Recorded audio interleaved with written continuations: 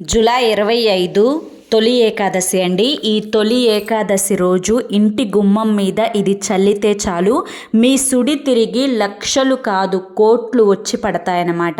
అసలు ఈ యొక్క తొలి ఏకాదశి రోజు ఇంటి గుమ్మం మీద ఏం చల్లాలి, ఈ పండుగ రోజు పాటించవలసినటువంటి నియమాలు ఏంటి, చేయకూడనటువంటి పనులు ఏంటి, అదేవిధంగా ఏ పరిహారం చేసుకోవడం వల్ల మీకున్నటువంటి దరిద్రపు బాధలు, అష్ట కష్టాలు, అలాగే ఏ సమస్యలతోటి అంటే జాతక దోషాలైనా, ఏలినాటి శని దోషాలైనా, అర్ధాష్టమ శని దోషాలైనా, ఏ దోషాలతోటి బాధపడుతున్నారో ఆ దోషాలన్నీ కూడా తొలగిపోయి ధన ద్వారాలు తెరుచుకోవాలి అంటే మీరు ఎటువంటి నియమాలను ఆచరించాలి, ఇవన్నీ కూడా ఈ వీడియోలో మీకు పూర్తిగా అర్థమయ్యేటట్లుగా చెప్తాను. ఈ వీడియో మీ కంట పడింది అంటే కనుక నిజంగా ఆ తిరుమల వెంకటేశ్వర స్వామి యొక్క అనుగ్రహం మీ యందు ఉంది కాబట్టే ఈ వీడియో మీ కంట పడింది అని చెప్పి భావించి వీడియోని చివరి వరకు చూడండి, ఎక్కడా కూడా మీరు స్కిప్ చేయొద్దు. ఆషాఢ మాసంలో శుక్లపక్షంలో వచ్చే ఏకాదశినే మనం తొలి ఏకాదశి అని చెప్పి పిలుస్తాము, లేదా దీనినే దేవసైని ఏకాదశి అని కూడా అంటారనమాట. ఈ రోజు నుంచే శ్రీ మహావిష్ణువు క్షీరసాగరంలో యోగ నిద్రలోకి జారుకుంటారు అని నమ్ముతారనమాట. కాబట్టి ఈ రోజున మనం ఎంతో విశేషంగా ఈ పండుగ జరుపుకుంటాం. వీడియోలోకి వెళ్లే ముందు చాలామంది కూడా చెప్పుకోలేనటువంటి సమస్యలతోటి సతమతమైపోతూ వాటిని ఎలా తీర్చుకోవాలో తెలియక ఇబ్బంది పడిపోతూ ఉంటారండి. అటువంటి వారి కోసం ఉగ్రవారాహి అమ్మవారి యొక్క జ్యోతిష్యాలయం, అలాగే గురువుగారు వశీకరణ స్పెషలిస్ట్ అండి. గురువుగారి యొక్క ఫోన్ నెంబర్ వచ్చేసి 9182111077. మీరు ఇప్పటి వరకు ఎన్నో చోట్ల జ్యోతిష్యం చెప్పించుకొని విసిగిపోయి ఉంటే చివరి ప్రయత్నం అనుకోనైనా కానీ స్క్రీన్ మీద కనిపిస్తున్నటువంటి గురువుగారి నెంబర్కి కాంటాక్ట్ అవ్వండి. ప్రేమ, పెళ్లి, ఉద్యోగం, రాజకీయం, సంతానం లేక ఇబ్బంది పడుతున్నా, భార్యాభర్తల మధ్య గొడవలున్నా, అప్పుల సమస్యలున్నా, శత్రువుల సమస్యలున్నా అవేంటో గురువుగారికి వివరించి చెప్పినట్లయితే వాటికి తగిన పూజలు చేసి గురువుగారు మీకు రోజులలోనే పరిష్కారాన్ని చూపిస్తారు. గురువుగారు చెప్పింది చెప్పినట్లుగా 100కి 100% జరుగుతుంది. నమ్మకంతో స్క్రీన్ మీద కనిపిస్తున్నటువంటి నెంబర్కి కాంటాక్ట్ అవ్వండి. భార్యాభర్తల మధ్య వశీకరణ, స్త్రీ మరియు పురుషుల మధ్య వశీకరణ కూడా 100% జరపబడును. ఎటువంటి సంతాన సమస్యలకైనా కానీ గురువుగారి దగ్గర చక్కటి పరిష్కారం దొరుకుతుంది. వెంటనే కాంటాక్ట్ అవ్వండి. ఈ ఆలస్యం చేయకుండా వీడియోనైతే స్టార్ట్ చేద్దామండి. మనకి ప్రతి సంవత్సరం కూడా ఆషాఢ మాసం శుక్లపక్షి ఏకాదశి నాడు తొలి ఏకాదశి పండుగ అనేది వస్తుంది. అయితే ఈ పండుగ విష్ణుమూర్తికి అంకితం చేయబడుతుంది అనమాట. ఈ రోజు నుంచి మొదలుకొని కార్తీక శుద్ధ ఏకాదశి వరకు లక్ష్మీ వల్లభుడు 4 నెలల పాటు క్షీరసాగరంలో శేషతల్పంపై యోగ నిద్రలోకి జారుకుంటారు. దీంతో చాతుర్మాసం ప్రారంభమవుతుంది. అంటే సూర్య భగవానుడు ఉత్తరాయణం నుంచి దక్షిణాయనంలోకి ప్రవేశిస్తారనమాట. మనకి హిందూ క్యాలెండర్ ధర్మం ప్రకారం ఈ సంవత్సరం తొలి ఏకాదశి పర్వదినం ముఖ్యంగా అంటే మనకి ఎప్పుడైతే ఈ యొక్క తొలి ఏకాదశి అనేది వస్తుందో ఆ రోజు నుంచే మనకి పండుగలు కూడా వరుసనే ఇక దాని తర్వాత మరొక పండుగ, ఇక మరొక పండుగ అలా వచ్చేస్తూ ఉంటాయి అన్నమాట. కాబట్టి ఈ యొక్క తొలి ఏకాదశి పండుగ రోజు మనం కొన్ని నియమాలను ఆచరించడం వల్ల, ముఖ్యంగా గుమ్మం మీద ఇది చల్లుకోవడం వల్ల మన ఇంటికి ఉన్నటువంటి అనేక రకాలైనటువంటి దోషాలు తొలగిపోవడంతో పాటుగా ఇంట్లో ఉండే వారి మీద ఏదైనా కానీ చెడు దోషాలు ఉంటే అవి కూడా తొలగిపోతాయి. అయితే ఈరోజు మీరు సూర్యోదయానికి ముందే నిద్ర లెగవాలన్నమాట. ఎండెక్కేంత వరకు పడుకోకూడదండి. సూర్యోదయానికి ముందే నిద్ర లేచి, ఒకవేళ మీది మట్టి నేల అనుకోండి, చక్కగా ఆవు పేడ కలుపుకొని ఆ యొక్క నీళ్ళతోటి కల్లాపి చల్లుకొని మంచిగా ముగ్గు పిండితోటి ముగ్గు పెట్టుకోండి. ఒకవేళ సిమెంట్ నేల అయితే కనుక చక్కగా నీటితోటి కడిగి ముగ్గు పెట్టుకోండి. అదే మీకు ఇట్లా గ్రానైట్ కానీ టైల్స్ కానీ ఉంటే కనుక పసుపుతోటి చక్కగా అలుక్కొని కానీ, లేదంటే మనకి బయట ఎర్రమట్టి దొరుకుతుంది, ఆ ఎర్రమట్టితోటి చక్కగా మీరు అలికినట్లుగా చేసుకొని కానీ ముగ్గు పెట్టుకోవాలన్నమాట. ఇంటి ముందు ఖచ్చితంగా ముగ్గు ఉండాలండి. ముగ్గు ఉంటేనే లక్ష్మీ కటాక్షం కలుగుతుంది. అది కూడా చాక్ పీస్ తోటి వేయకూడదు, బియ్య పిండితో మాత్రమే వేయాలి. అలాగే ఈరోజు ఇంటిని శుభ్రంగా తుడుచుకోవాలి. ఇల్లు తుడిచే నీటిలో రాళ్ళ ఉప్పు వేసి ఆ ఉప్పు నీటితోటి ఇంటిని శుద్ధి చేసుకోవడం వల్ల ఇంట్లో ఉండే నెగిటివ్ ఎనర్జీ అనేది పూర్తిగా బయటకు వెళ్ళిపోతుంది.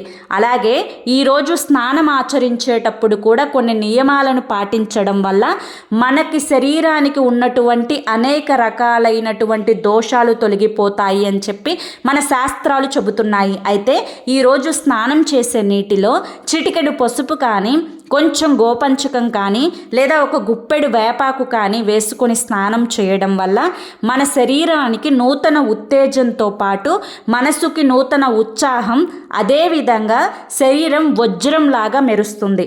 అలాగే మన యొక్క శరీరం చుట్టూ ఉండేటువంటి ఆరాలో ఉండే నెగిటివిటీ అనేది పూర్తిగా తొలగిపోతుంది.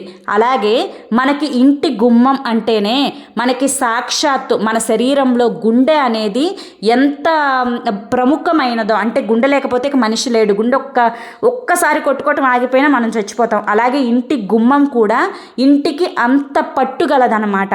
కాబట్టి ఇంటి గుమ్మాన్ని చాలా ప్రత్యేకంగా మొదట ఇల్లు కట్టేటప్పుడు కూడా ముందు వాకిళ్ళు పెట్టుకుంటారు. గుమ్మానికి అంత విశిష్టత ఉంటుంది. ఇంటి గుమ్మంలో నుంచే అదృష్టమైన అడుగు పెట్టాలి, లేదా అదృష్టమైన బయటకు వెళ్ళిపోవాలి. అదే దరిద్రమైన అడుగు పెట్టాలి, దరిద్రమైన బయటకు వెళ్ళిపోవాలి. ఇటు పాజిటివ్ అయిన అడుగు పెట్టాలి, ఇటు నెగిటివ్ అయిన అడుగు పెట్టాలి, లేదా బయటకు వెళ్ళిపోవాలి. ఏదైనా కూడా ఇంటి గుమ్మం ద్వారాగా మాత్రమే ప్రవేశిస్తుంది అన్నమాట.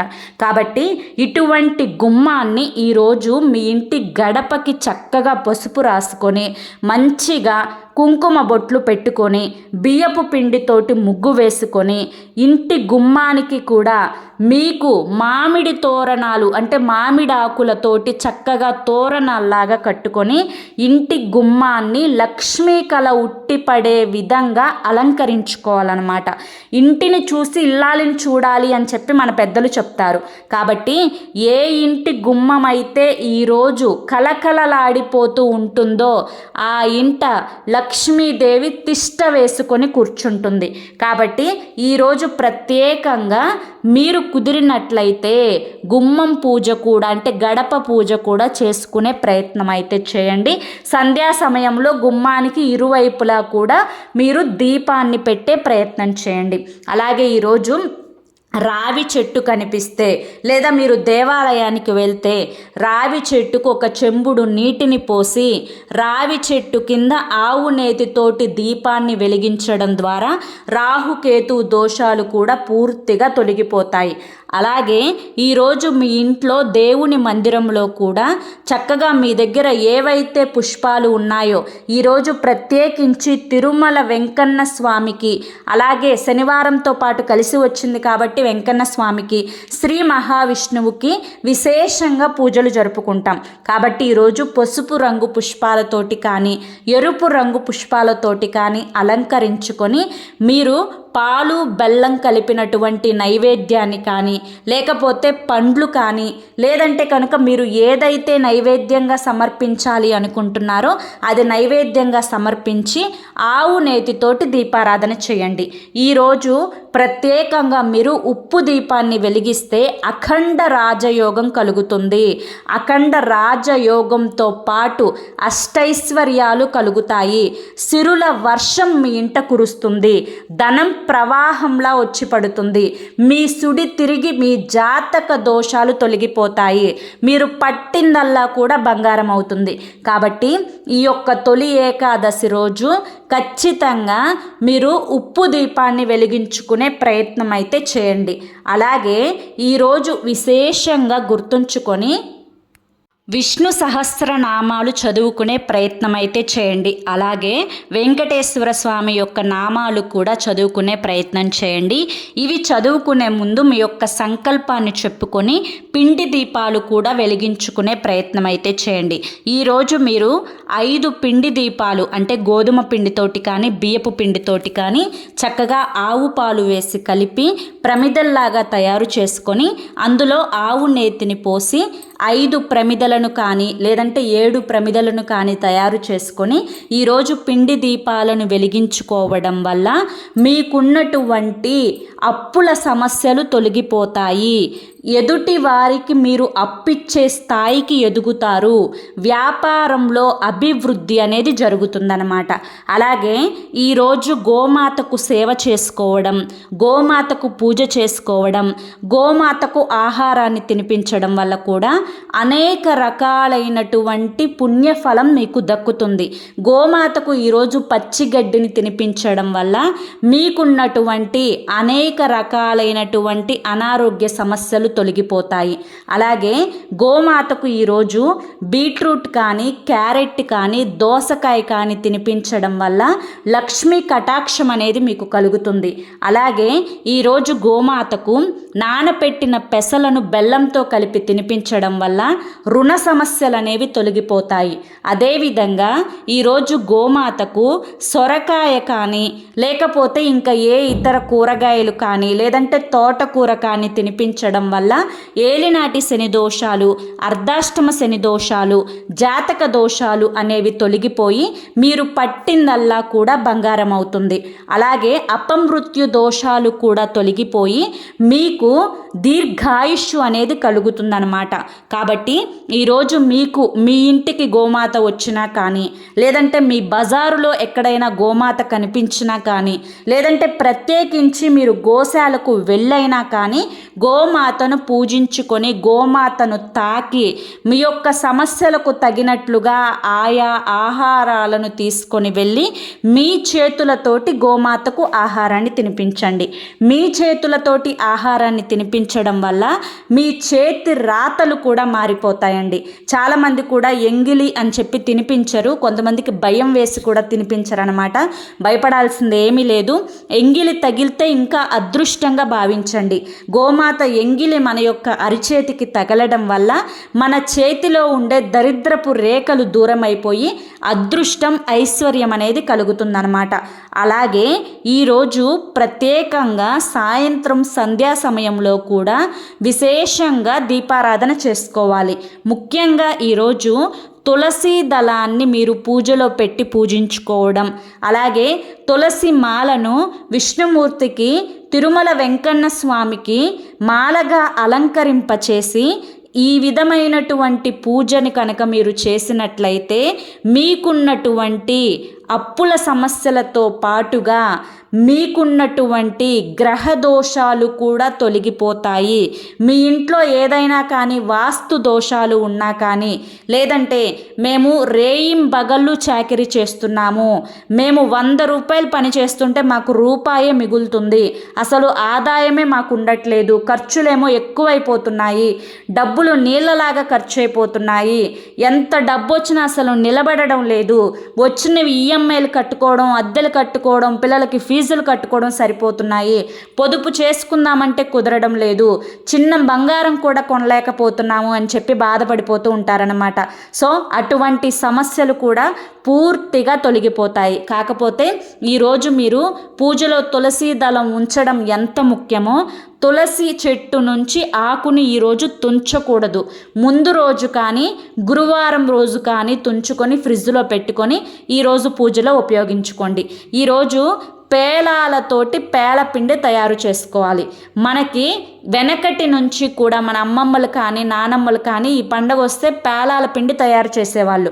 మనకి ఈ యొక్క ఆరోగ్య రీత్యా అనేక రకాలైనటువంటి మార్పులు ఇప్పుడు వాతావరణం సడన్గా మారడం వల్ల, అంటే వాతావరణం ఈ సీజన్లో కొన్ని రకాలైనటువంటి మార్పులు, ఇటు ఎండ ఇటు వర్షం ఇటు చలి కొంచెం మిక్స్డ్గా ఉంటుందన్నమాట. ఈ టైంలో మనకి జలుబు చేయడం, శరీరంలో ఉష్ణోగ్రత తగ్గడం లేదా పెరగడం, ఆరోగ్యంలో కొన్ని రకాలైనటువంటి మార్పులు అనేవి రావడం వల్ల ఇమ్యూనిటీ పవర్ అనేది డౌన్ అవుతుంది. కాబట్టి మనకి ఇమ్యూనిటీ పవర్ పెంచడానికి ఖచ్చితంగా జొన్నలతోటి తయారు చేసినటువంటి పేలపిండి తయారు చేసుకొని తినాలి అని చెప్పి మనకి మన పెద్దలు చెప్పారు. మనకి శాస్త్రాలు కూడా అవే ఘోషిస్తున్నాయన్నమాట. కాబట్టి ఈరోజు జొన్న పేలాలను చక్కగా మెత్తగా పొడి చేసుకొని అందులో బెల్లపు పొడిని కూడా కలిపి కాస్తంత యాలుకలను కూడా సువాసనకు ఆరోగ్యం కోసం వేసుకొని ఆ పేలపిండిని ముందు నైవేద్యంగా దేవుని ముందు పెట్టేసేసి తరువాత మీరు దాన్ని ప్రసాదంగా స్వీకరించాలన్నమాట. అలాగే ఈరోజు ప్రత్యేకంగా మీ ఇంట్లో కూడా ఎటువంటి గొడవలాడుకోవడం దెబ్బలాడుకోవడం ఏవి కూడా చేయకూడదు. ఈరోజు తులసమ్మ దగ్గర ఒక చిన్న గ్లాసుతోటి గ్లాసుడు పాలను తీసుకొని ఆ పాలను చెట్టు మొదట్లో పోసి మీ యొక్క సంకల్పం ఏం చెప్పుకుంటారో ఆ సంకల్పాన్ని చెప్పుకొని మీరు ఈరోజు తులసమ్మ ముందు ఆవు నేతితోటి దీపారాధన చేయడం వల్ల అష్టైశ్వర్యాలు కలిసి వస్తాయి, సిరి సంపదలు కలుగుతాయి, ధన వర్షం కురుస్తుంది, మీకున్నటువంటి మానసిక సమస్యలు ఆందోళన ఇవన్నీ దూరమైపోతాయి, భార్యాభర్తల మధ్య గొడవలు దూరమైపోతాయి, నరఘోష తగ్గుతుంది, ధనాకర్షణ పెరుగుతుంది, ధనం ప్రవాహంలా వచ్చి పడుతుంది, ధన వర్షం మీ ఇంట కురుస్తుంది, పట్టిందల్లా కూడా బంగారం అవుతుంది. కాబట్టి ఈరోజు ప్రత్యేకించి తులసి పూజ అనేది ఎంతో ముఖ్యం అన్న విషయాన్ని గుర్తుంచుకోండి. ఈరోజు ఎట్టి పరిస్థితులలో కూడా నాన్ వెజ్ అనేది తినకూడదు. చికెన్ కానీ మటన్ కానీ రొయ్యలు కానీ చేపలు కానీ ఇంకా పీతలు కానీ ఇలా ఎండు చేపలు కానీ కోడిగుడ్డు కూడా ఈరోజు తినకూడదు. మీరు ఇన్ని పూజలు చేసినా బయట కొంతమంది ఏముందిలే ఇంట్లో తినట్లేదుగా బయట తిందామని చెప్పి అనుకుంటారు. బయట కూడా ఎట్టి పరిస్థితులలో కూడా ఈరోజు నాన్ వెజ్ అనేది ముట్టకూడదు. ఈ తొలి ఏకాదశి రోజు చాలామంది పవిత్రంగా ఉపవాసం చేస్తారు. ఈ యొక్క తొలి ఏకాదశి రోజు ఉపవాసం ఉండటం వల్ల మనం ఈ యొక్క సంవత్సరంలో మొత్తం 24 ఏకాదశులు వస్తాయి. 24 ఏకాదశుల్లో ఉపవాసం ఉన్నటువంటి పుణ్య ఫలితం ఈ యొక్క తొలి ఏకాదశి రోజు ఒక్కరోజు ఉంటే వస్తుంది.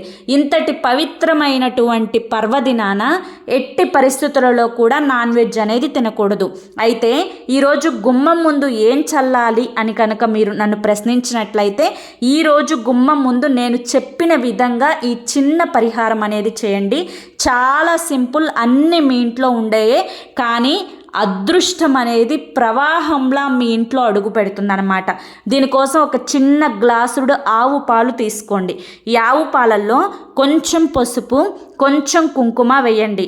తర్వాత కొంచెం జవ్వాదు పౌడర్ అని చెప్పి మనకి పూజా సామాగ్రి దొరికే షాపుల్లో దొరుకుతుంది. కొంచెం జవ్వాదు పౌడర్ వేయండి. గోపంచకం కూడా మనకి పూజా సామాగ్రి దొరికే షాపుల్లో దొరుకుతుంది. మీకు విడిగా గోవులు కనుక అందుబాటులో ఉంటే కాస్త పట్టుకొని వచ్చి కలుపుకోండి. ఈ విధంగా ఇవన్నీ కలిపినటువంటి పాలను మీ యొక్క గడప మీద ఇరుపక్కలా కూడా చల్లండి, లేదంటే గడప అంతా కూడా చల్లండి. ఈ విధంగా చల్లడం వల్ల ఆ ఇంట్లో ఉండే నెగిటివ్ ఎనర్జీ బయటకు వెళ్ళిపోతుంది, దరిద్రం బయటకు వెళ్ళిపోతుంది, ఆ ఇంట్లో ఉండే చెడు శక్తి దుష్ట శక్తి బయటకు వెళ్ళిపోతుంది, నకారాత్మక కారాత్మక శక్తులు బయటకు వెళ్ళిపోతాయి. ఇది చల్లినటువంటి 2 నిమిషాల్లోనే ఆ ఇంట్లోకి అదృష్ట దేవత అడుగు పెడుతుంది, లక్ష్మీ కటాక్షం ఆ ఇంట కలుగుతుంది, ఆ ఇల్లు పాజిటివ్గా మారుతుంది, ఆ ఇంట్లో వారికి ఆరోగ్యం మెరుగుపడుతుంది, ఆ ఇంట ధన వర్షం కురుస్తుంది, సిరి సంపదలకి లోటు ఉండదు, కోట్లు సంపాదిస్తారు. ఎన్ని అప్పులున్నా కూడా ఆ అప్పులన్నీ కూడా తీరిపోయి మీరు అప్పిచ్చే స్టేజ్కి ఎదుగుతారనమాట. కాబట్టి ఈరోజు ప్రత్యేకంగా గుమ్మం దగ్గర ఇది ఒక్కటి చల్లండి చాలు. మీకున్నటువంటి దరిద్ర సమస్యలన్నీ కూడా తొలగిపోయి సర్వ సంపదలు కలుగుతాయన్నమాట. అలాగే ఈరోజు స్వామివారికి యాలుకల మాలను సమర్పించండి. ఈరోజు ఎట్టి పరిస్థితులలో కూడా నలుపు రంగు వస్త్రాలను ధరించకూడదు. ఈరోజు శనివారం, పైగా తొలి ఏకాదశి కాబట్టి ఈరోజు పసుపు రంగులో ఉండే వస్త్రాలను కానీ తెలుపు రంగులో ఉండే వస్త్రాలను కానీ లేదంటే కనుక నీలం రంగులో ఉండే వస్త్రాలను కానీ ధరించండి. నలుపు శనికి సంకేతం. ఇటువంటి పర్వదినాన ఎట్టి పరిస్థితులలో కూడా నలుపు రంగు వస్త్రాలను ధరించకూడదు అన్న విషయాన్ని గుర్తుంచుకోండి. ఈరోజు మీరు దీపాలు వెలిగించేటప్పుడు ఆ యొక్క దీపంలో ఒక యాలుకను ఉంచండి. అలాగే ఈరోజు ఇంట్లో భార్యాభర్తలు గొడవలాడుకోవడం దెబ్బలాడుకోవడం ఇంట్లో ఆడపిల్లలు కన్నీరు కార్చడం లాంటివి చేయడం వల్ల మీ ఇంట్లో అనేక రకాలైనటువంటి సమస్యలు రావడంతో పాటుగా ఎన్ని పూజలు చేసినా కూడా ఆ పూజలు బూడిదలో పోసిన పన్నీరే అయిపోతుంది. ఆ ఇంట అనారోగ్య సమస్యలు అనేవి ఎక్కువవుతాయి. కాబట్టి ఈరోజు ఎటువంటి దుర్భాషలు అనేవి మాట్లాడకూడదు. మీ మాటలతోటి కానీ చేతలతోటి కానీ ఎదుటి వారిని హింసించకూడదు, ఏడిపించకూడదు. అలా చేస్తేనే మీ పూజకు పుణ్య ఫలితం అనేది దక్కుతుంది. మీరు పట్టిందల్లా కూడా బంగారం అవుతుంది. ధన వర్షం కురుస్తుంది. అఖండ ఐశ్వర్యం కలుగుతుంది. అఖండ రాజయోగం అనేది మీకు కలుగుతుంది. మీకున్నటువంటి జాతక దోషాలు, మీ ఇంటికి ఉన్నటువంటి వాస్తు దోషాలు తొలగిపోతాయి. అలాగే ఈరోజు ఎట్టి పరిస్థితులలో కూడా ఆడవాళ్ళు హెయిర్ కట్ చేసుకోవడం కానీ, లేదంటే మగవాళ్ళు కట్ చేసుకోవడం కానీ, షేవింగ్ చేసుకోవడం కానీ, గోళ్ళు కత్తిరించుకోవడం కానీ, లేకపోతే కనుక ఇంట్లో ఏడుస్తూ ఉండటం కానీ, ఇటువంటివి ఏవి కూడా చేయకూడదు. ఇంటి వాతావరణం అంతా కూడా ప్రశాంతంగా ఉంచుకోవాలి. అలాగే ఆషాఢం అంటేనే గోరుంటాకు. ఆడవాళ్ళకి ముత్తైదుతనం, 5వ తనాన్ని పెంచేటువంటి గోరుంటాకు అనేది ఈ యొక్క ఆషాఢ మాసంలో తొలి ఏకాదశి రోజు ముందు రోజు ఆడవాళ్ళు అందరూ కూడా పెట్టుకోండి. పూజ చేసే ఆడవాళ్ళు కూడా ఈరోజు ప్రత్యేకంగా మీరు మంచిగా చీర కట్టుకొని, చేతులకి గాజులు వేసుకొని, మెడలో నల్ల పూసలు వేసుకొని, కాళ్ళకు పసుపు రాసుకొని, నుదుటున కుంకుమ పెట్టుకొని, పాపిట్లో కుంకుమ బొట్టు పెట్టుకొని పూజ చేసుకోండి. మీకు దగ్గరలో ఉండేటువంటి నారాయణ గుడికి కానీ, విష్ణుమూర్తి గుడికి కానీ, లేదంటే కనుక ఏడుకొండల వెంకన్న స్వామి గుడికి కానీ వెళ్ళి స్వామివారిని దర్శించుకునే ప్రయత్నం అయితే చేయండి. ఈ విధమైనటువంటి నియమాలను పాటించుకుంటూ నేను చెప్పిన విధంగా ఈరోజు కనుక పూజ చేసుకున్నట్లయితే అష్టైశ్వర్యాలు కలుగుతాయి. అలాగే గుమ్మం దగ్గర ఆ విధమైనటువంటి పాలు చల్లడం కూడా అస్సలు మర్చిపోవద్దు. అర్థమైంది కదండి. మరి ఈరోజు ఈ వీడియో మీ అందరికీ కూడా నచ్చింది, అర్థమైంది అని చెప్పి అనిపిస్తే ఈ వీడియోకి ఒక లైక్ ఇవ్వండి. అలాగే హైప్ ఇవ్వండి. కింద కామెంట్ సెక్షన్లో ఓం నమో వెంకటేశాయ నమః అని చెప్పి కామెంట్ చేయండి. మొదటిసారి మన లైఫ్ పరిహార్ ఛానల్లోకి వచ్చినట్లయితే కనుక మన ఛానల్ని సబ్స్క్రైబ్ చేసుకొని సపోర్ట్ చేయండి. రేపు మరొక మంచి వీడియోతోటి మళ్ళీ కలుసుకుందాం. అంతవరకు కూడా ఆ మహాలక్ష్మీదేవి యొక్క కటాక్షం మీ మీద, మీ కుటుంబ సభ్యుల మీద ఎల్లకాలం ఉండాలి అని చెప్పి మనస్ఫూర్తిగా కోరుకుంటూ సర్వేజన సుఖినో భవంతు. ధన్యవాదములండి.